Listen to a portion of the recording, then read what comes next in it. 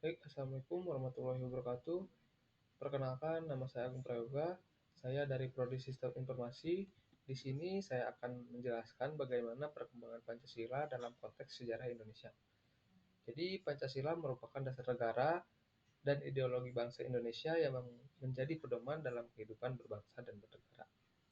Sejak Indonesia merdeka hingga saat ini, Pancasila mengalami perkembangan dalam penerapan dan pemaknaannya sesuai dengan kondisi politik, sosial, maupun ekonomi. Oleh karena itu, memahami perkembangan Pancasila dari masa ke masa penting agar masyarakat, terutama generasi muda, dapat mengetahui bagaimana Pancasila menjaga persatuan bangsa Indonesia. Di sini saya ada contoh beberapa gambar yang telah saya ambil, bisa dilihat. Nah, seperti ini. Jadi pada masa awal kemerdekaan tahun 1945 sampai 1949, Pancasila ditetapkan sebagai dasar negara Indonesia setelah melalui proses panjang dalam sidang BPUPKI.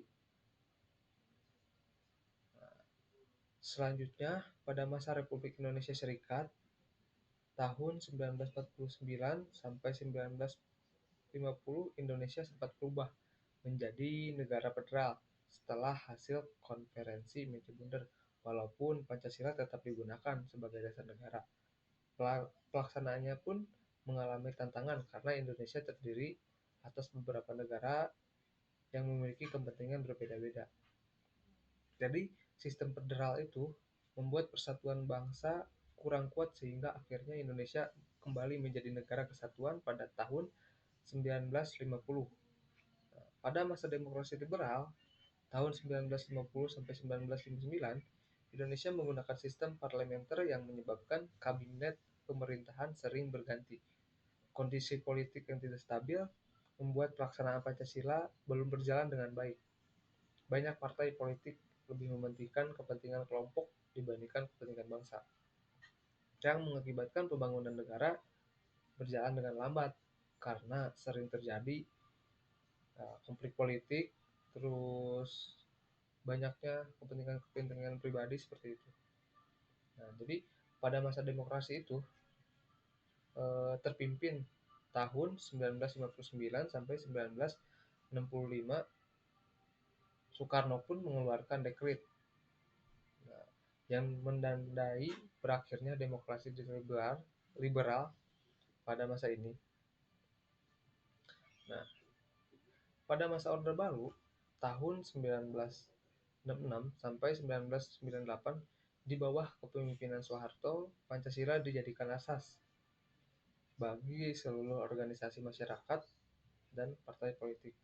Pemerintahan pun juga membuat program P4, yaitu Pedoman Penghayatan dan Pengalaman Pancasila, untuk menanamkan nilai-nilai Pancasila kepada masyarakat. Namun, dalam praktiknya muncul berbagai penyimpangan seperti korupsi, kolusi, nepotisme, serta pembatasan kebebasan berpendapat seperti itu. Nah, salah satu peristiwa paling penting yaitu adanya perkembangan Pancasila dalam Reformasi 1996. Reformasi terjadi akibat krisis ekonomi yang parah, meningkatkan praktik KKN, dan ketidakpuasan masyarakat terhadap pemerintahan Orde Baru. Nah, masyarakat dan mahasiswa melakukan demokrasi besar-besaran untuk menuntut perubahan sistem pemerintah agar lebih demokrasi dan adil. Puncak pemerintah terjadi ketika Soeharto mengundurkan diri pada tanggal 21 Mei 1998 setelah memimpin Indonesia selama lebih dari 30 tahun. Reformasi menjadi titik penting dalam sejarah Indonesia karena membuka jalan bagi demokrasi yang lebih terbuka dan berkebebasan masyarakat untuk menyampaikan pendapat. Dari peristiwa Reformasi 1998 terdapat banyak pelajaran yang dapat diambil. Salah satunya adalah pentingnya menjaga demokrasi dan mengawali jalannya pemerintah agar tidak terjadi penyalahgunaan kekuasaan. Pancasila tidak boleh dijadikan simbol atau hafalan, tetapi harus ditetapkan dalam kehidupan sehari-hari. Generasi muda saat ini memiliki peran penting dalam menjaga nilai-nilai Pancasila dengan bersikap jujur, menghargai perbedaan, serta menggunakan kebebasan berpendapat secara bertanggung jawab. Nilai-nilai Pancasila yang tercermin dalam peristiwa reformasi 1998 yaitu mencerminkan beberapa nilai penting yang terkandung dalam Pancasila. Yang pertama, nilai yang terlihat dari sila keempat yaitu kerakyatan yang dipimpin oleh hikmat kebijaksanaan dalam permusyawaratan perwakilan. Pada masa reformasi, mahasiswa dan masyarakat berani menyampaikan aspirasi serta kritik terhadap pemerintah secara terbuka. Lalu nilai kedua yang tercermin dalam sila kelima yaitu keadilan sosial bagi seluruh rakyat Indonesia.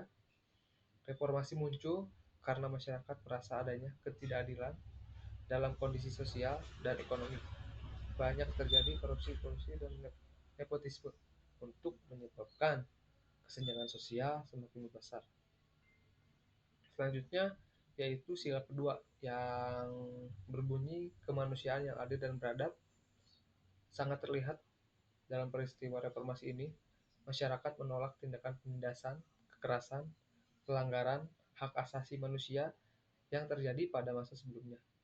Demokrasi yang dilakukan oleh mahasiswa merupakan bentuk perjuangan untuk memperoleh kebebasan, hak berbicara, dan perlakuan yang adil bagi warga negara Indonesia. Refleksi pribadi dari saya yaitu saya belajar bahwa persatuan dan keberanian masyarakat sangat penting dalam menjaga kehidupan demokrasi. Reformasi membuktikan bahwa rakyat memiliki kekuatan untuk membawa perubahan ketika terjadi ketidakadilan dalam pemerintah. Selain itu, saya juga memahami bahwa kekuasaan harus dijalankan dengan jujur, bertanggung jawab agar tidak merugikan rakyat. Nilai-nilai Pancasila yang muncul dalam reformasi ini masih sangat relevan bagi generasi muda saat ini. Di era modern, digital, generasi muda memiliki kebebasan dalam menyampaikan pendapat, terutama melalui media sosial. Namun, kebebasan tersebut harus digunakan secara bijak dan bertanggung jawab agar tidak menimbulkan perpecahan atau penyebab informasi palsu. Selain itu, reformasi mengajarkan bahwa perubahan tidak hanya dilakukan melalui demokrasi besar, tetapi juga dapat dimulai dari hal kecil dalam kehidupan sehari-hari seperti disiplin, menghormati orang lain, dan menolak tindakan korupsi dalam bentuk hal apapun. Dengan menerapkan nilai Pancasila dalam kehidupan sehari-hari, generasi muda dapat ikut menjaga masa depan Indonesia agar menjadi bangsa yang lebih adil, demokratis, dan bersatu. Mungkin sekian dari saya. Mohon maaf bila ada salah-salah kata. Sekian dari saya. Wassalamualaikum warahmatullahi wabarakatuh.